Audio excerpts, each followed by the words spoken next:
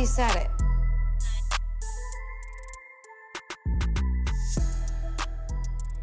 Hi, hello, welcome to another episode of Now We Said It. I'm your host, Quisha, y'all. How are you doing today? Tonight, whenever you are listening to this, to me it is night. I can't believe I'm actually getting an episode up on the day that I told y'all. You know what? It's cool. I'm hoping I can stick to this. Forget it, whatever. I'm here. I hope you guys are having a wonderful day wherever you are. You're feeling blessed.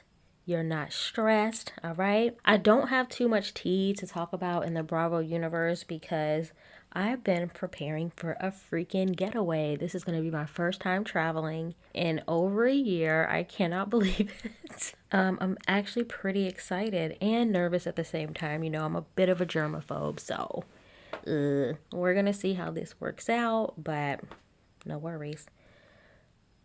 Should I say this on the podcast or not?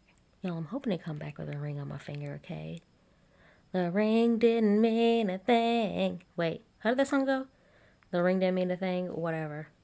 Why am I singing that in the cadence of money can't buy your class? But then it go like, the ring didn't mean a thing. I'm not sure how that song went, but to me, the ring does mean a thing. And God willing, my boyfriend doesn't listen to this, but I'm hoping to come back with a ring on this mother finger, y'all. If not, then this is gonna be slightly embarrassing. I might cut this out. Is it just wishful thinking? The only news that I have as far as tea goes, I have not caught up on Summer House. I think I'm one episode behind. I am loving Summer House, but I don't want to recap it because that is the one show that I can just watch casually and just enjoy and soak it up. But I kind of also want to talk about Summer House at the same time.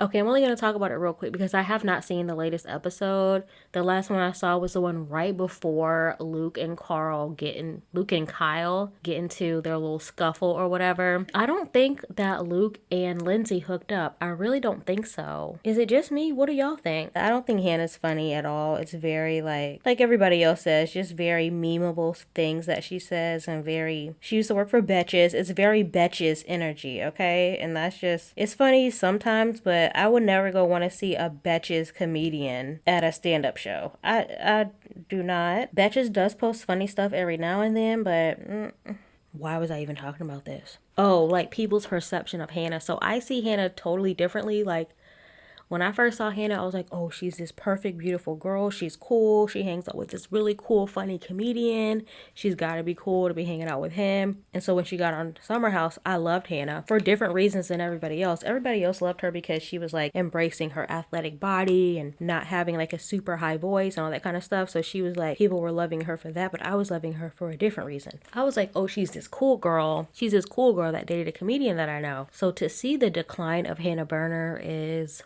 interesting to me. He's never said anything bad about her or anything like that, but he made one comment about her like being on reality TV and being like, oh, like he dodged a bullet. He said something like that. And I'm sure she's spoken a lot about their relationship on her podcast. I haven't listened in a long time. I definitely listened to the one that she did with Nikki Glazer because they both dated him and they talked about it, and I was like, this is awkward. But anyway, so to see Hannah be this person, it's like, oh, so this is who you are. Not saying I knew who she was in the first place, but I had a different perception of her. So congratulations to her on her engagement. I don't know if I mentioned that on the last episode, but she did get engaged to her boyfriend, Des. And from what I saw in the preview, he's going to be joining the Summer House. So it's like, what was all this Luke shit? It's very odd. And the whole Sierra and Luke thing is awkward to me too. But I see Sierra's side. I think she was thinking Luke was a totally different person. Then she got in the Summer House and realized, oh, he's a fuckboy. And she just kind of wanted to distance herself. And then I heard some other stuff that they're also filming Winter House right now. And I heard that Sierra's taking up with Austin. Ugh. Like, girl, why Austin of all people? You move from one fuckboy to an even worse fuckboy. Austin is the worst. Madison. Every time I say that, I think about Danny Pellegrino saying it. Madison. Oh my gosh. I can't believe it. It's like, Sierra, please. She's so beautiful. Why is she surrounding herself with these fuckboys? And Austin isn't even all that cute. Now, if you were to line up the Southern Charm men and ask me who would I have sex with, Craig would be number one and Austin would be number two. But look at the options. I cannot do this. In sad news, I follow the Biermans from my backup account because I do not want to follow them on my main account. By the Biermans, I mean I follow Ariana and Brielle. Their stories are always fun, positive, cute stories. But again, I don't want to follow them on my main page just because, Very sad to hear that they lost one of their friends. It's really sad because I watched their stories and Brielle was just with him. She was with him the night he died. I don't think that she was with him when it happened because she seemed kind of shocked. He was involved in a hit and run. So if you go to their Instagram pages, they have information on the vehicle and they're still trying to find the person that hit them. The truck was called like a Track Hawk or something. Let me see. I'm going to go read it real quick. If you're in the Atlanta area and you know anything about this vehicle, please report it because I heard it's like a very unique vehicle. I've never even heard of it before. Give me a sec. I'm going to look it up real quick. So here's the information. His name is Ethan. He was killed in a hit and run on Piedmont Street around 3 a.m. about a week ago. The car was a Track Hawk gray with yellow accent. If you know anything about it, please call the Atlanta police. Y'all, it's so sad. He looked like a super sweet guy, and it's just crazy because when Ariana posted, I was like, wait, is that the same dude that was just in Brielle's story the night before? And it was him. It's so crazy. You really can't. You're here one day, you are truly gone the next. So if y'all know anything about it, just, report it. Just so sad. He was a young man with his life ahead of him and killed by a damn hit and run. Just no respect for people that do that. And I feel like from what I heard in the comments and stuff, they had to have known that they killed the person. Nothing happens good. What do they say? The only things, what did Sierra say? Her mom said, the only thing open after 10 p.m. is the liquor store or the gas station and your legs, okay? And just people out here doing reckless shit. Not saying you don't have the right to be out that late. You certainly should, but it's never a good thing, So sad to hear about that. Nobody deserves to die young. Nobody deserves to die at all, especially from like a hit and run situation or any kind of reckless accident. It's just very sad. Other than that, I don't think I have any other tea to talk about. They postponed the Beverly Hills trailer because Andy had some dumbass announcement. I guess he's hosting some show. I don't even know what it was. I didn't even bother.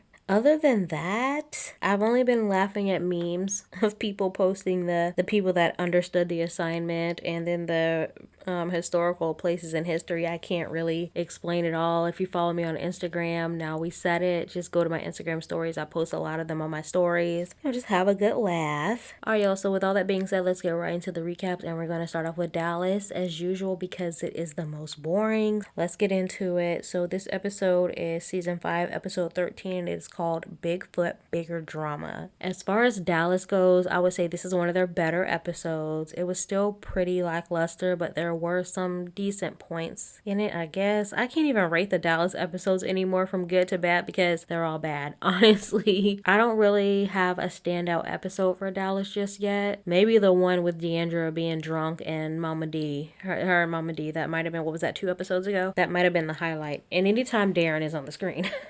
But them damn sideburns, honey. Sorry if y'all can hear me moving around a bit. I am laying horizontally on my futon. Home is where the heart is.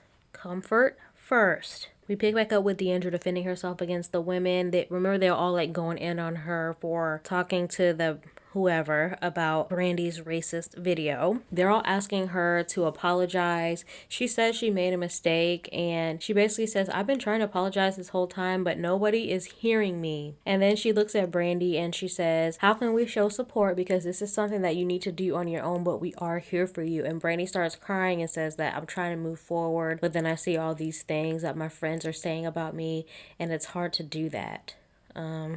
What? I'm actually glad that Brandy is gone because I'm getting sick of it. I'm getting sick of everything that has to do with Brandy. The only thing that I would like her to still be around for is so we can get to the bottom of this husband cheating situation, but she got the hell out of Dodge so she didn't have to address that. It's like, girl, the only good storyline you've had in years, one that would solidify you as a housewife for probably 2 or 3 more seasons, and you decide to dip. I didn't think they had that much money, do they? Is Brandy's husband like a Westcott? Is he Westcott adjacent? Is he like in that same vein? Because I know Stephanie's husband comes from money and Cameron's husband comes from money, but does Brandy's? Somebody let me know. Somebody let me know.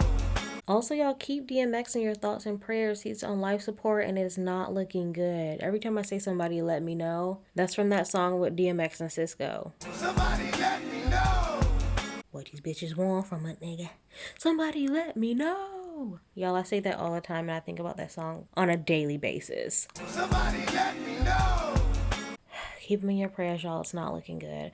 Oh, also before I get too far into the episode, a little bit on the gossip and tea. Oh my gosh, the Khloe Kardashian photo that has been going around. Y'all, so basically, people were saying that it was MJ that posted the photo.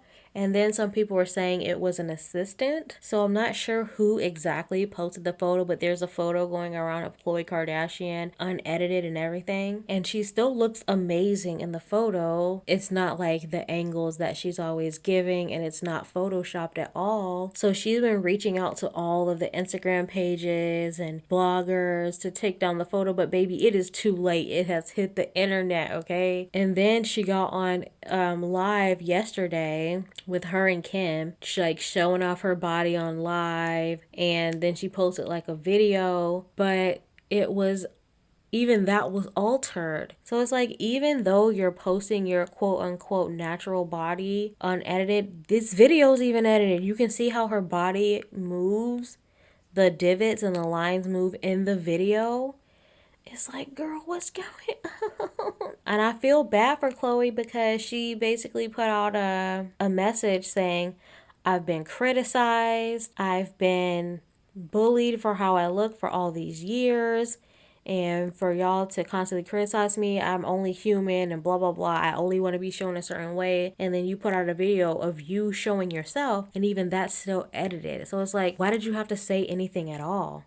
Just let it be. For you to be so bothered, who cares? You're a freaking multi-millionaire. Just something about it is like, I feel so bad for Khloe because she is under a lot of scrutiny and judgment because of the people saying, oh, she doesn't look like a Kardashian, she's ugly, she looks like Sasquatch, like all this dumb stuff. And it's like, first of all, no, she doesn't. I'm sure she's like breathtakingly beautiful in person and stuff. So it's like, for people to say this kind of stuff, but also for her to let it get to her, like, girl, give me half of your money. I would be so unbothered.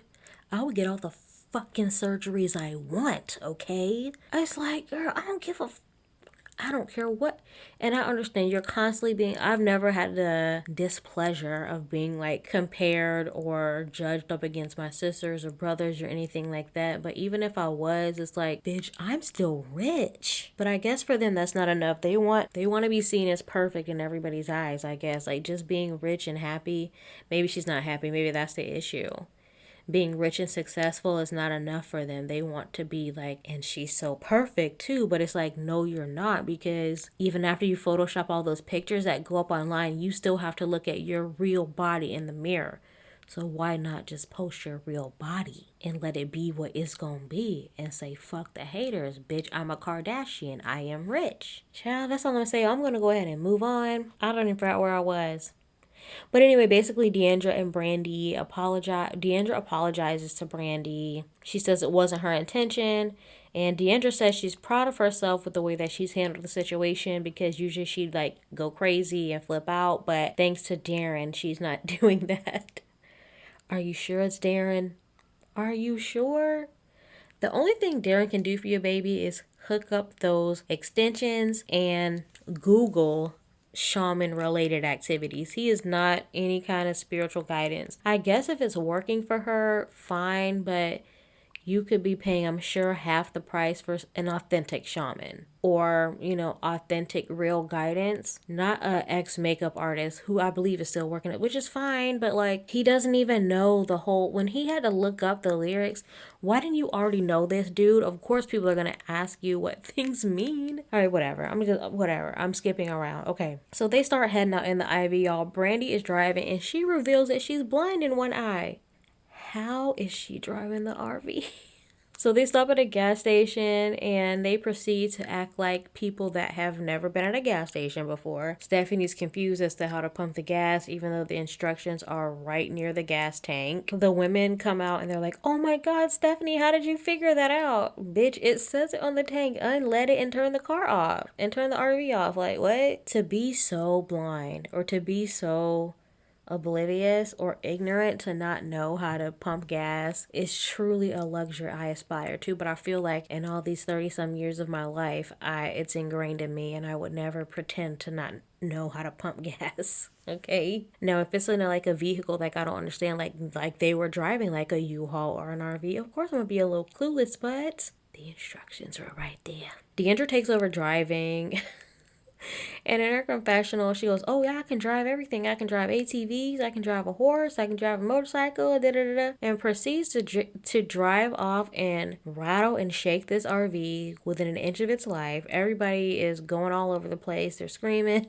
Then they arrive at the cabin, and Stephanie's like, in her confessional, she's like, oh, they're not going to know what to expect. They're going to feel like they're slumming it. She said something like that. And they get to the cabin. It's actually really cute. It's, to me, would be considered glamping. It's luxury. It's a beautiful cabin. It's actually really nice. And the women are like, oh, it's so rustic. Oh, now we're really camping now, guys. No, the fuck y'all are not. Y'all are staying at a nice hotel in the middle of the woods, basically. Carrie brought Jello shots because she's 18 years old. She's giving them instructions on how to consume the Jello shots. Like, man, what the fuck? So in order to decide who shares rooms, Stephanie has all of the women put their shoes in a bag that they have to draw a shoe out, and that's whoever's shoe you pull is the person you have to share a room with. Stephanie says that this is a known system in Oklahoma. I'm gonna need to see some receipts, sis.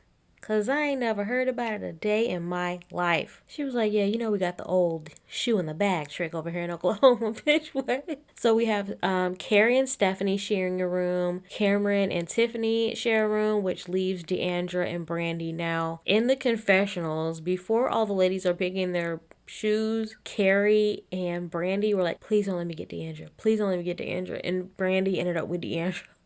Good, you deserve it. I would love to room with Deandra. So what? She keeps a lot of stuff. Who cares? Then Carrie starts being annoying and she's complaining that they don't have staff to help them with their bags. Like Tiffany said, you're camping in Oklahoma. No, I can't stand Carrie. We see Deandra struggling to put on underwear. She's putting on camo underwear to match her camo outfit. And her and Brandy have a little bit of fun. And Brandy says, you know, I do enjoy Deandra when she's like this. So then they go out to have like hot dogs on the fire. Carrie's making drinks and she's making her drinks very, very strong. They get her on the fire. They don't even have hot dogs on a stick. They put them on like hangers, like wires. No, wire hangers. And Tiffany was like, are these sanitized? And Stephanie was like, bitch, you made me eat chicken feet. You're about to put this hot dog on this wire. Deandra builds the fire. Deandra's very outdoorsy. She can build the fire. She can drive the RV. She knows her way around some stuff now. Y'all don't knock Deandra. So then the ladies are joined by Charles, who is the Bigfoot man. He saw Bigfoot, so he's there to tell them stories and help them hunt Bigfoot. He starts telling his story and Tiffany is yawning and getting tired. I think she's drunk. On top of not believing him, even Deandra's like, she's paying attention because he said they were turkey hunting at night. And Deandra goes, so why were y'all turkey hunting at night? Turkey hunting usually goes on during the day. Y'all, Deandra knows a lot about being in the outdoors. Being in the outdoors, being out in the outdoors. Being outdoors. Whatever. She knows a lot about being outdoors, okay? I didn't know you hunt turkeys in the day. I mean, I would assume you hunt everything in the day so you can see, right? Y'all don't get me to line because I've never hunted anything a day in my life. And then Carrie starts in being super rude to Charles, like attacking him for being a hunter. Bitch, first of all, you're eating hot dogs. And I've seen you eat multiple meats ever since you've joined the show. So where all of a sudden is this PETA bitch coming out? I've never seen PETA Carrie, but here she is, y'all. She's so drunk though. She's very drunk. And then she starts asking him, does he feel guilty anytime he kills a turkey? And then she was like, can I ask you something? When you kill a turkey, do you get a hard on? Like, girl, you have never met this man, and he seemed like a sweet guy, and it's just like, I hate when people act like that. You know what that reminds me of?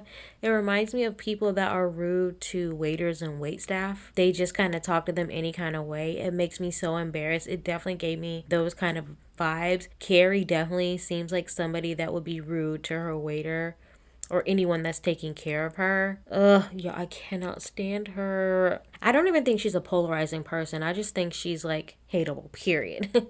There's no other way. So it's like 1 a.m. and they start going Bigfoot hunting. Mind you, they have a whole damn camera crew and all these damn lights around them. So what exactly are they going to find? I don't know. Somehow Carrie finds a machete and she starts wielding it around like a real asshole. And Stephanie and Charles are like, bitch, put down the machete. She's trying to do all this like, she's wielding this machete. She's moving it all around. And Stephanie's telling her, like, why are you being like this? Give him the knife. And then she starts being rude to Charles again about hunting animals. And Stephanie's like, you're being very rude. Then Carrie tells Stephanie that she's full of shit. And then Stephanie was like, well, my grandfather used to hunt and he's a perfectly nice person. And Carrie was like, I don't like that he kills animals. Well, then you should be a vegan. And then they cut to, what was it, 30 minutes earlier when Carrie was scarfing down that damn hot dog. And then as Charles is leaving, they're wrapping things up. The ladies are saying goodbye to him and Carrie goes, you have a very small penis. Like, and he's just standing there like, okay. Yo, I felt so bad for him. Even the women were like, what the actual fuck? Stephanie's face, she looks mortified.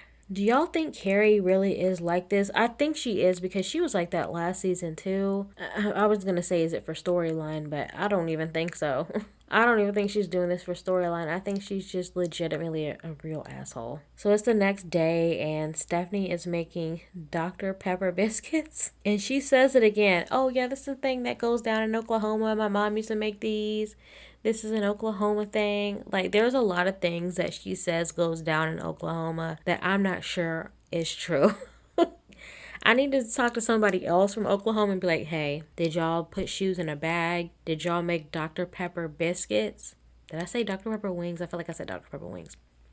Did y'all make Dr. Pepper biscuits? I just feel like she's blaming a lot of stuff on being from Oklahoma when it's just stuff she found on Pinterest. Carrie finally comes down for breakfast. Everybody kind of had like an assignment. I think Tiffany made bacon and mimosas. Stephanie did the biscuits. Deandra did the eggs. They all kind of had a little bit of an assignment, but Carrie comes down late and proceeds to insult Deandra's eggs. She's like, they look nasty. They look disgusting. First of all, they did not. They looked nice and fluffy. And she's saying how she's hungover. And Stephanie tells her that she was extremely rude to Charles. And then she goes, I'm sorry, Stephanie. Like, very sarcastic with a dumbass smile on her smug-ass face. Y'all, she's not even adding any kind of value. I guess maybe being hateable. I don't even think that's the case because she's also very useless. Like, it's just for no reason. Stephanie was like, no, you're not sorry because you're laughing. And then Stephanie says she wants Carrie to call him and apologize. And Carrie goes, okay, I'll call him. And I'm going to say, well, my friend said that you feel like, and Stephanie was like, no, you need to call him and say, I did this. And Carrie interrupted her and goes, I'll apologize to him however I want. Okay. Does anybody like Carrie? Y'all, please let me know. Do you like Carrie? Do you know anyone that likes Carrie? I need to know, are there any Carrie stans out here in the world? I really need to know. Because y'all, there cannot be people out here running around a fan of this woman. I need to know what you look like. I want to look into the face. So then the ladies split up into groups. You have Brandy, Carrie, and Tiffany going fishing. And Stephanie, Cameron, and Deandra go wine making and tasting. And Carrie finds out that they're doing catch and release. And she's like, oh, see you guys, look, we're putting them back in the water. When did she become an advocate? Just somebody let me know. Somebody let me know. Somebody let me know. So on the fishing excursion, Tiffany says that she feels closer to the ladies and she's happy that they have her back. She's never really had girlfriends and it just feels good. Then you shoot over to the winemaking and they're making Chardonnay in a sink, bitch.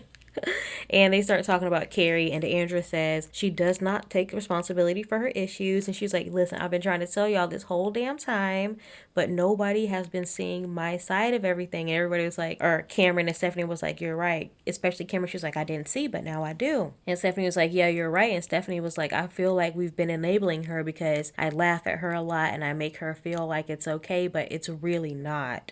And then they agree that she needs to take accountability because she's a piece of shit. And then they shoot back over to the fishing, and Brandy is explaining to Carrie how Stephanie felt. And she goes, yeah, and she started crying. And Carrie was super surprised. She was like, she started crying? And she goes, oh, now I feel like a piece of shit. Now you feel like a piece of shit? Well, at least you do, because girl. And then she goes, oh, I learned my lesson and I'll try to be more aware. And then they get back to the house and they prepare for a relay race that Stephanie has organized. But before that, Carrie apologizes to Deandra for insulting her ex. She's like, I shouldn't have said that about your ex. I'm really sorry. And Deandra's like, yeah, you didn't even taste them. And then she pulls Stephanie to the side and she starts crying and they apologize. And that's where the episode wraps up. So next week we have the redneck relay and we see Charles returning and Carrie looking nervous. Deandra is contacted by her stepmother. And then we see Tiffany having a talk with her mother about improving their relationship. So looks like a very boring episode. Not surprised at all. So that's Dallas. Let's move on to Atlanta, baby. You already know. I would honestly consider this a filler episode as well, but it was still good. Yeah, hold on, let me adjust my body and refresh my drink. Are any other podcasters listening? How do y'all record? Do you sit up at a table or a desk? What do you do? Right now, I've been on my futon a lot lately. It seems to be the most comfortable for me because I can be under my heating pad, which is so crazy because I've just been listening to Ryan Bailey. So bad is good with Ryan Bailey. Love me some Ryan. He seems to have recently discovered a heating pad. Y'all, I'm dropping everything. He seems to have recently discovered a heating pad, what it's like, and he goes, oh, my ex-girlfriend or whoever used to have a heating pad, and he never understood why. Bitch, what? Anybody with a period or a very crampy uterus should definitely own a heating pad. And if you really know what's up, you should get an electric one that you can plug up, that you don't have to keep putting in the damn microwave, child. They're under $20 on Amazon. Don't say I never told you nothing. For my drink tonight, I'm drinking a blackberry spindrift. Very refreshing, very refreshing. Again, if anyone cares, my favorite flavors are pineapple. In this part, this is the order: pineapple, lemon, grapefruit, blackberry. I don't really fuck with the other flavors like that. All right, let's talk about Atlanta. I hate to say this, but Marlo was not my favorite in this episode. So we pick back up with footage of Hurricane Zeta warnings. And then we show the ladies all getting on a bus, headed over for a surprise hosted by Drew. Portia and Marlo on the bus are talking about how they thought they were tired from their conversation, but it was actually from the dance class. And Cynthia was like, wait a minute, why would y'all be exhausted from your conversation? Portia says that they just had to tie up some loose ends. Okay, I'm going to say whose side I am. Whose side I'm on once we get to the end of this because, y'all is crazy. So then the ladies, they meet at a kitchen and we find out they are at Big Frida's kitchen. Yeah, baby. If y'all don't know Big Frida, turn this podcast off and Google her, all right? The queen of bounce, bitch. Bounce that. Twerk that. Oh my gosh. All right. So Drew says that Big Frida is friends with her cousin, so that's how she got the hookup. I think she said her cousin does Frida's makeup or something like that. Yeah, I was half watching, to be honest. So they are making booty popping potatoes, baby, and margaritas, and it looks like some sort of gumbo or something. They're making the food and they break out in a little twerk. LaToya was not even really featured in this episode, like maybe towards the end. She got maybe like a minute total of screen time. I noticed during the Big Frida event, she wasn't really dancing or participating. Her energy was so off on this trip. Okay, I understand like you and Drew might have a little bit of a thing, but even Portia and Kenya are putting aside whatever they have going on to have fun and dance and twerk. Now, they're not really talking to each other and being friends, but they're doing a little bit more than LaToya is. Like, LaToya was such a freaking bummer. It's like, bitch, maybe you should have a few drinks. God damn. If this is what you're like when you don't drink, drink, then get the hell off the show, because when you do drink, you're hateable, but when you don't drink, you're very, very dry, bitch. So then they start like moving around to like the eating area. So then left in the kitchen is Candy, Marlo, and Kenya. Candy asked a simple question. Like, so what was the whole conversation about with you and Portia? Now, if you ask me, I don't think Kenya should have been present for this conversation, okay? It should have been between Candy and Marlo, but Candy was there. She seemed all too pleased to be getting that tea. And Marlo tells them what she said to Portia, how she asked her if, did you sleep with Bolo, yes or no? And then Marlo was like, Portia said no. And Kenya jumps in and was like, that's a lie. Candy put it best in her confessional. She was like, Kenya and Marlo are acting like Portia is their girlfriend. It was like, leave her alone. Like, what do you care? Then they shoot back to the conversation and Kenya was like, it was definitely Portia and I'm not the only one that thinks that. And Marlo goes, so what do you think, Candy? Candy is trying her best not to snitch on Portia, y'all, which really tells a lot because Candy and Portia have been through in their friendship. Like, I'm so surprised that Candy and Portia are such good friends. I'm going to talk about this a little bit more when we get later on in the episode. But to see where they have come from, Portia high-key accusing Candy of trying to drug and rape her, to them being this good of friends right now, and for Candy not wanting to get involved in throwing Portia under the bus is like, yo, it's really mature and it's really respectable of Candy to not really want to get involved, because Marlo asked her, she was like, so Candy, what do you think? Like, do you think that she had sex with Bolo? Candy rolled her eyes and she was like, it's really none of my business. And Marlo asked Candy, she was like, I'm just asking you yes or no. And Candy goes, I'm not saying anything. And Marlo goes, okay, so you're pleading the fifth. It's like Candy really is trying her best not to say anything, and I don't blame her because she's right. It's none of my fucking business.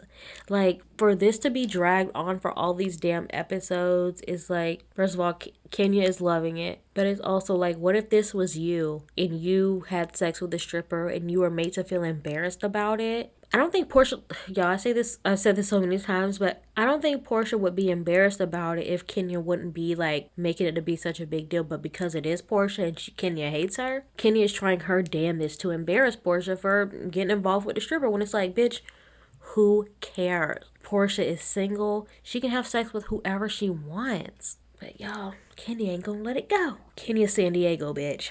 Candy says, I don't even feel like Portia needs to speak on this. Basically, and then they shoot over to Marlo in a confessional, and it really does look like Kenya got to her head, because Marlo was saying in her confessional, she was like, Portia should have come to her and told her the truth. Like, if she was my real friend, she would tell me everything, when instead she's like making me look bad. And then she said, Portia is lying and it's making her look guilty. We were rooting for you. So then they sit down to their food and Marlo asks Frida Chow. In the most obvious hypothetical, quote unquote, she was like, Frida, can I ask you a question? Frida's like, yeah, baby. She was like, I have these two friends. They don't really like each other. Basically telling the whole story. One of them has become my friend again, but I don't really know how to like navigate this friendship. Portia is, now listen, Marlo had been going on for a minute about this story. I don't know if Portia wasn't paying attention or what was going on, because it took Portia such a long time to realize that Marlo was talking about her situation with Kenya. It actually took quite a minute. I don't know, bitch. Did you get them Blues Clues? It was so many paw prints left throughout that conversation. Frida said, Marlo's like, what do? I feel like I'm torn in the middle. Frida was like, I don't like confrontation, so I would just walk away. Marlo was like, oh, so you're saying I should just leave it alone? And Frida was like, yeah. And then Portia was like, hold on a minute. Y'all, I swear, I feel like they were talking for like 10 to 15 minutes. And Portia had no clue. She had no clue. Portia was like, wait a minute, you're talking about me. And then Portia was like, wait a minute, we just talked about this. Why are you bringing this up? And Marlo goes, I'm just bringing it up because I want to get some like clarification. And Portia was like, now I feel awkward. And Kenya goes, I didn't accuse anybody of anything. And then Candy jumps in and says, this has nothing to do with you. And then in her confessional, Candy was like, Marlo put herself in the middle unnecessarily. Yes. And then Kenya gets upset because Marlo is bringing Frida into it. Yo, meanwhile, Frida is just like eating her food and looking at them like, baby, this is a mess, honey. And then Kenny goes, I'm telling the truth. And then Portia got annoyed and goes, I no longer have anything else to say. Marlo gets upset and storms off. Turns out she went the wrong way. She had to come back. She was walking the wrong way and she had to come back, like, past them. You know what that reminds me of? That reminds me of that Maury episode when that lady, y'all know on Maury, every time they find out that the dude is not the father, the ladies get up and run around. It reminded me of that because Marlo, she had to come back. So she walked back past them and she was like, damn it, I was going the wrong way. And you bitches still having your fake ass conversation. She was like, a bitch ain't got to put a lot on me. And she goes, and I won't straighten any motherfucking ass out. But it's like, Marlo, you don't have anybody to straighten out about because you're the one creating the drama. Honestly, Kenya and Portia didn't really, I don't feel like they put Marlo in the middle. And I don't think that they were going back and forth talking about each other. All Portia said was like, be her friend, but don't talk about me to her. And I believe Kenya said the same thing. I don't think they really put Marlo in the middle at all. I think Marlo put herself in the middle, just like Candy said. Candy was like, why are you trying to embarrass us in front of Big Frida?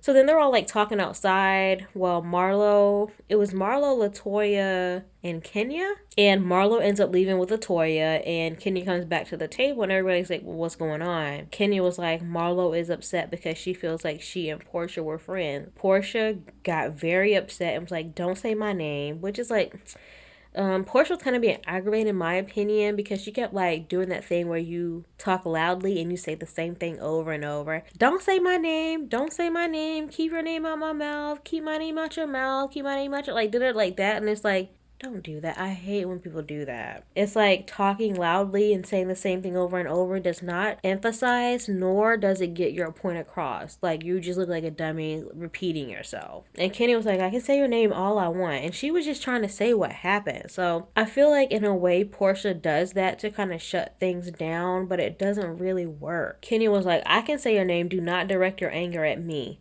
And I agree. Can't believe I'm saying this, but I agree. She's mad at Marlo, not Kenya. So don't be like getting crunk with Kenya when it's really Marlo that you should be upset with. Candy goes, I'm just going to say something. She goes, at the end of the day, what difference does it make if somebody decided to fuck the stripper? She was like, what difference does it really make? And everybody's like, it makes no difference. And it's true because like, how does it affect you at all? What Portia does. I'm very confused. After they say, oh, it makes no difference, then Shamia says, then why are we still talking about it? Kenny goes, I'm talking about it because they're talking about it. No, you kept talking about it. And then Kenny goes, are you going to continue to lie about fucking Bolo?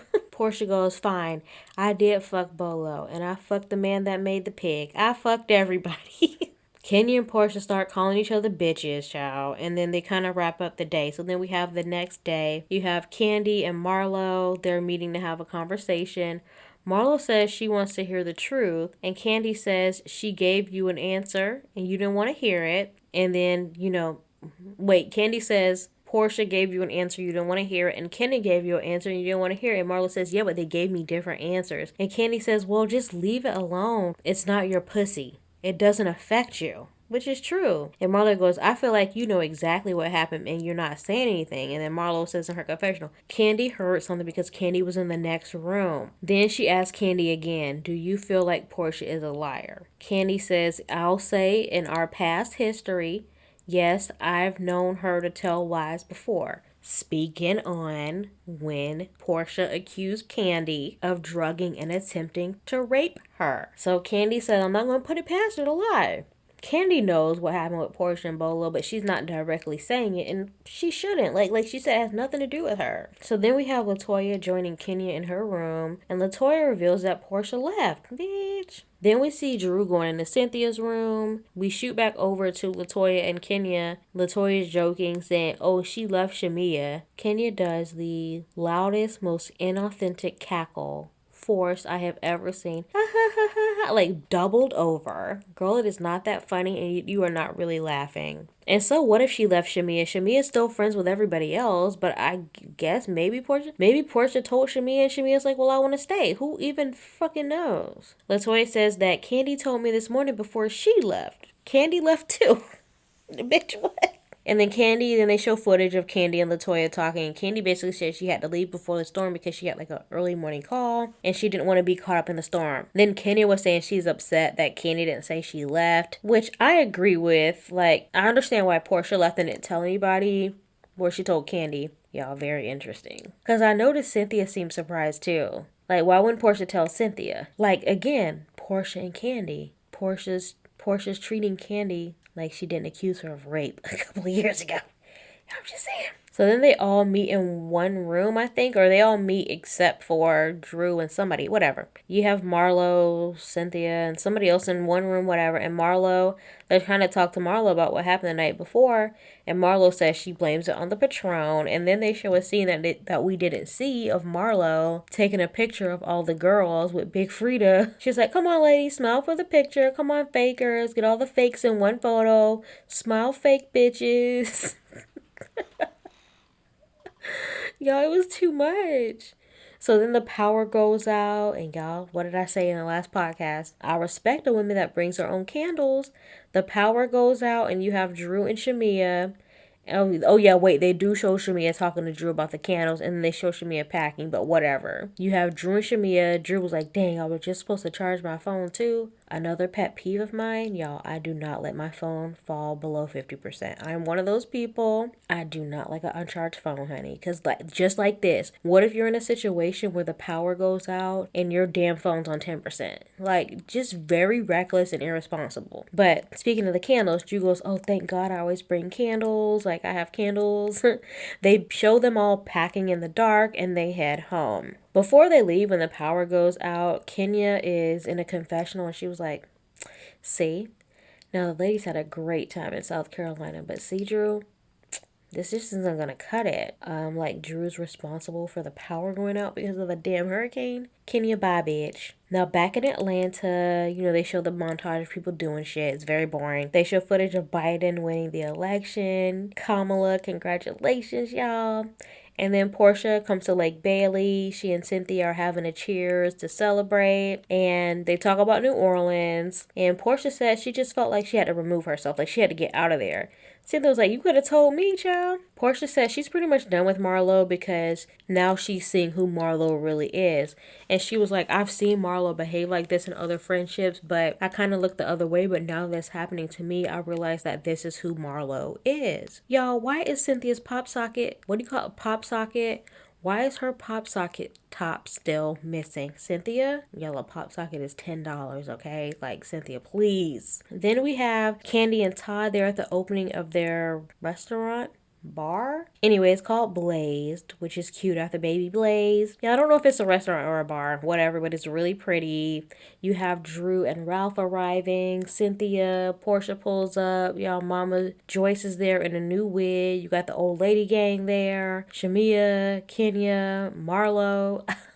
Y'all, as Marlo walks in, she speaks to everybody, but Portia is not speaking back, honey. Being very phony, talking to everybody. Marlo's just like being very phony, trying to talk to everybody, don't fuck with her.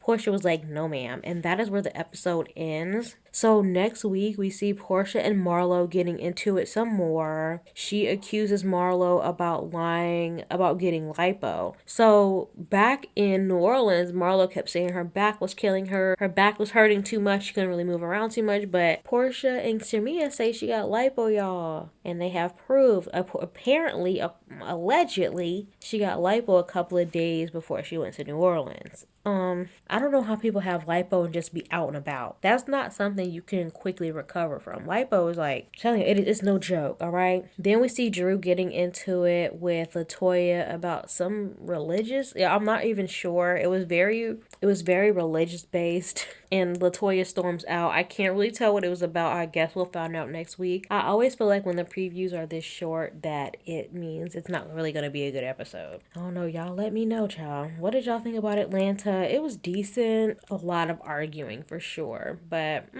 I don't know. How many more episodes do we have? I'm ready for the reunion, y'all. Anyway, y'all, let's go to Jersey. So this is Jersey, season 11, episode 8 is called Memorial Mayhem. I don't know how I feel about this episode. It felt like filler to me. Honestly, it felt like a filler episode. I'm going to go ahead and give that to Jersey, though, because every other episode has been really good, in my opinion. Not saying this episode was bad, but it definitely felt like a bit of a filler episode to me.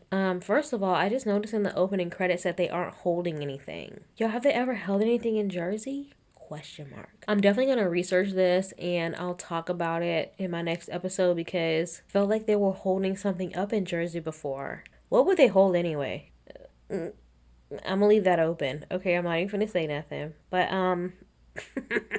shovels. So they're all getting ready for a group dinner. I notice every time they say the word embarrassed, they say it in a very specific way. You're embarrassing. I'm embarrassed. You're embarrassing me. They get to dinner, and due to COVID, they split up the table. So basically, the men are at one table and the women are at another table. At the guys' table, they're just like shooting the shit. And Evan looks slightly on guard, but I noticed it never really came up again in the episode. Maybe that was just something that I noticed, but he looked a little uncomfortable. I feel like he might be a little bit nervous around the guys because he knows that they were kind of talking about him at the guys' night. I feel like he's going to be at odds, especially after watching the show. He might feel a little bit like an outsider. He might have felt like that before, though. Oh, Evan. What are their names? The Goldschneiders? They kind of rub me. They kind of seem a little awkward. So then they start kind of like having a cute little banter across the tables. Melissa gets into a little bit of an argument with Joe. Basically, she says she's independent. Melissa says something about being independent, and then Joe Gorga pipes up and goes, oh yeah, like she's a flirt, like just like she was at Lake George. I'm not sure what's going on. Yeah, hold on. My notes are all over the place. When you do talk to text and then you try to read it back, y'all, it is truly a disaster. Melissa says something about being independent, and then Joe says something about, oh, she's so flirty. That's how she was at Lake George, I guess. And then they tell Joe that they were just kidding. And he goes, oh, it had to have some sort of light to it. Teresa goes, it was a joke, like funny, ha ha. Which is a throwback to a reunion when she tried to explain a joke to us. Okay, girl. So there's some tension between Melissa and Joe, y'all. I'm trying to decide if it's real or not. I can see how there's some basis to it being real, but the way that it came up just seemed very inorganic. I don't know. It's just, I'm kind of side-eyeing it a little bit. I'm side-eyeing it a little bit. Then the women start giving Teresa dating advice. Melissa says, I know you're independent, but remember what it's like to have a man around. Basically saying you have to stroke the male ego and to make them feel like you need them. Dolores goes, pay attention to red flags. Are you talking to yourself? DELORE? DELORE. Jennifer says, I would say don't let them curse at you. And Margaret pipes up and goes, so do you think Joe should leave me because I yelled at him last night? Y'all, they order appetizers and they are getting such a kick out of calling the octopus pussy and puss. Everyone's like, how's the pussy tonight? Like, how's the puss tonight? Did you get the octopussy? It's like a lot of puss talk around the octopus. Like, okay, y'all. And then the guys start ragging on Joe Meningo, saying that Margaret is tough on him, and he goes, yeah. And then they're like, oh yeah, she wears the pants, and she wears the pants in that relationship. He's like, well, whatever. Like within 10 minutes, we're back to being good, which is true. They're cute. I like Joe and Marge. And Marge says that all Jennifer wants to do at home is take care of her kids. And then the women actually come to Jennifer's defense, saying that, listen, at one time we were all stay-at-home moms taking care of the kids. And Jackie was like, listen, what do they have? 4 kids. Jennifer has 5 kids. Teresa has, 5, right? Melissa has 3. They were trying to explain to Marge, like, hey, like, listen, being a mom is a full-time job. Even Jackie was like, there's times I would rather go to work than stay at home with these damn kids all day. And I agree. It's like, stop trying to make Jennifer feel bad for having her husband support her. Bitch, I would love. I mean, I'm saying this now as a woman with a job and no kids, but I don't know. I commend the women that do both. I really do, because it's like, they're making it, watching this show, it seems very hard to have the both. And Marge, I feel like she's shaming Jennifer a little bit. I also think that's the only thing she can come at Jennifer for. Jennifer has 5 kids, okay? Like, damn, get off her back. If she has the luxury and the opportunity to be home and be there for her kids all day, so fucking be it. So Marge doesn't really have, what do you call it? Oh yeah, oh Lord, a ball in the game. a leg in this game. Y'all know what I mean, okay? Marge doesn't have a leg up in the fight. Whatever. And then they start talking about the situation with Marge's boss, and Jen was like, well, you made it seem like you were sexing it up. Marge says, no, I didn't. I definitely was being taken advantage of. The men notice that the fights are getting a little bit heated, so they quickly ask for the check. Y'all, they are like, no, let's get out of here. Y'all not fair to embarrass us from this company. Let's go. Y'all acting a fool in public. So they head back to their ride, and then Joe is upset that Melissa didn't wait for him. Now, this is where it's a little like, what? But I could also see it being genuine because they're drunk. Basically, he's upset that she didn't wait for him and she started like walking straight to the car. He slams the van door shut, and then they start bickering. Joe says that Melissa has changed since she became a businesswoman, and Melissa called him spoiled, and then he goes, keep talking to me like that and I'll never talk to you again. Some of it seemed fake and some of it seemed real, honestly. So then he jumped out of the car when they got to the house. He goes, look, I'll do what you did to me. Look. He just like walked it. And she's like, okay, fucking bye. Like, what do you want me to do? She gets out of the car and she's like, I'm sorry, I'll never walk in front of you again. Ciao. Melissa was like, she's been kissing his ass for years, which she has. Oh my God, y'all, go back to when they first got on the show. Bitch. So they all walk inside. Melissa goes upstairs and Joe and the guys go outside. And then Joe says that his parents' relationship reminded him a lot of him and Melissa back in the beginning. Fame has gone to Melissa's head and she's a different person. But he kept saying, like, he said it a few times, like, she slightly changed. I don't know Melissa on a personal level. Honestly, she seems stuck up from the beginning, okay? Like, I don't think much has changed with Melissa as far as, like, thinking she's a star. If y'all recall from the first seasons when she got on, she was like, I was meant to be a star. I was meant to be in the spotlight. Like, she was always a little bit full of herself. So I don't know how much that could really change, okay? Like, she was full of herself then and she's still full of herself now. Like, what could have changed?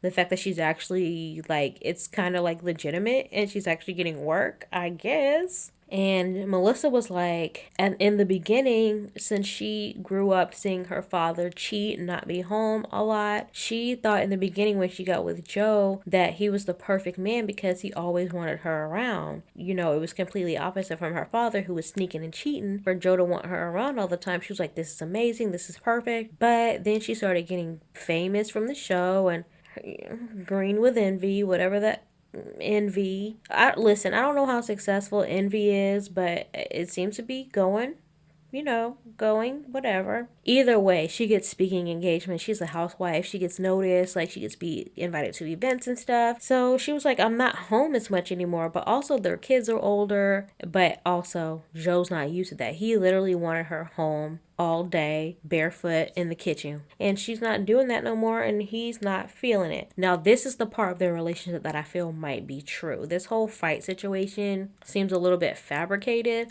but I think what lies beneath is real. Y'all, let me know what y'all think. I'll tell you what I'm thinking. I'm thinking the whole time Teresa is watching this back, like in real time, and she's loving it. Teresa wants nothing more to be married to Joe herself. Teresa wants to marry her brother, y'all. I said it. Y'all, it's the next day. They're up there exercising. Listen, God bless. God bless the people that can get up and exercise the day after drinking.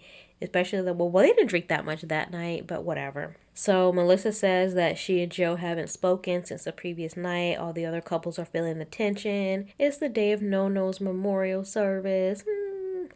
Joe apologizes to Melissa. How do I feel about the apology? It definitely is a sweep it under the rug apology. Like Melissa said, they were going to address things later. Since it's No-No's Memorial Day, it's not the time to like hash out all their issues, which I agree with. So the kids arrive. They have an au pair. The Gorgas do. And both of the houses, like the Dolores' house and the Gorgas, they travel via boat sans kids to have a meal. On the drive over, Joe Gorga announces that he and Melissa had sex, child.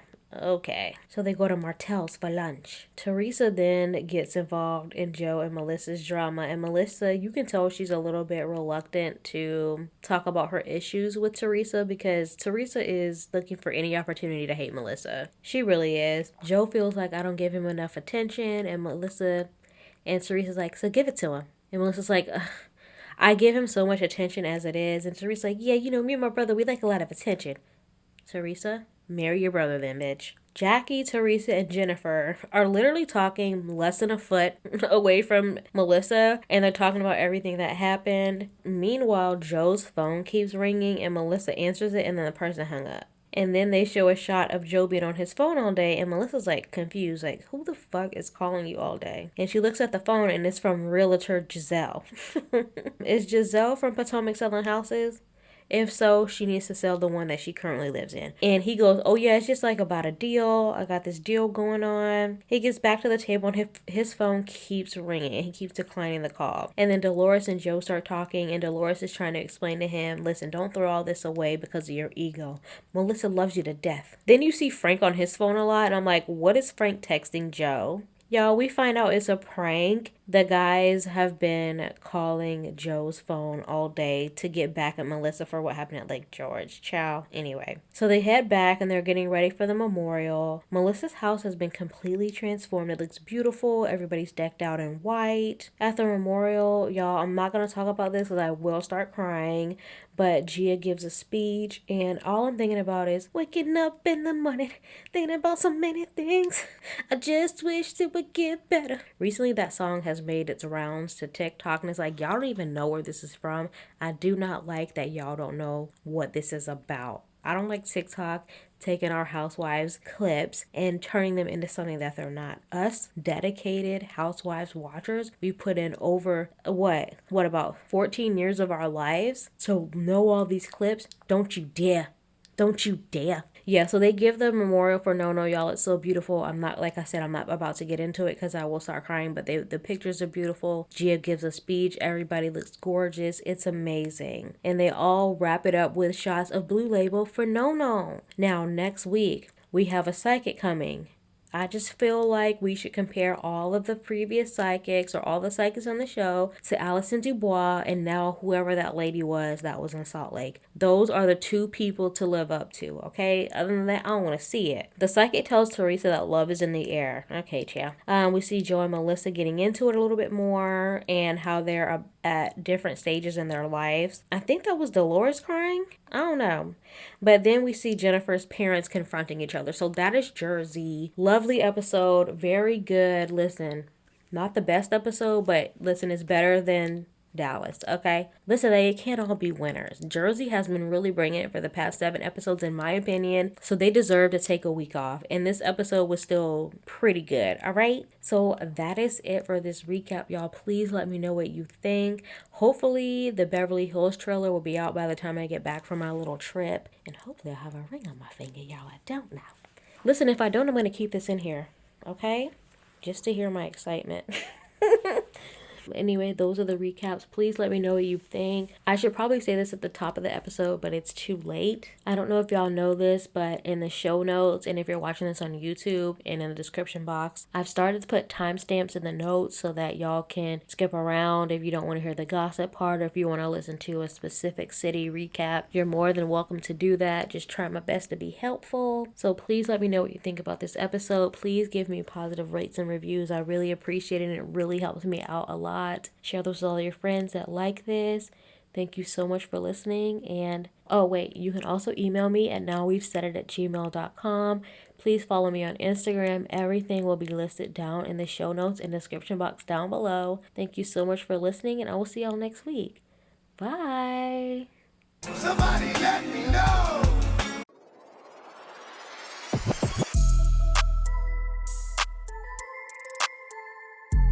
But now we said it.